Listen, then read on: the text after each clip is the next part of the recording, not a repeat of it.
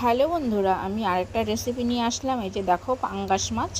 তো তোমরা কে কে খাও পাঙ্গাস মাছ একটু জানাবে আমাকে কমেন্টে। তো দেখো, নুন হলুদ দিয়ে ভালো করে ম্যারিনেট করছি। আর এটাকে আগে গরম জল দিয়ে বয়েল করে নিয়েছি। এবার ভেজে নিব আর এটাকে শুধু মশলা দিয়ে কারি করব। তো এই যে দেখো, মেখে নিলাম। এবার কড়াইতে দিয়ে দিলাম। একটু দূর থেকে দিচ্ছি যাতে তেলটা ছিটে না আসে আমার মুখে। তো ভাজা হয়ে গেছে, ওই তেলেই আমি পেঁয়াজগুলো দিয়ে দিলাম। পেঁয়াজটা পুরো লাল করে ভেজে নিব। এই যে দেখো, লাল করা হয়ে গেছে। এবার মশলাটা দিয়ে দিলাম। মশলাটার মধ্যে পেঁয়াজ, রসুন, আদা সব কিছু দিয়েছি। একদম মাংসর মতন মশলাটা হবে। গরম মশলাও দিয়েছি। দেখো, মশলাটা পুরো লাল করে ভেজে নেব।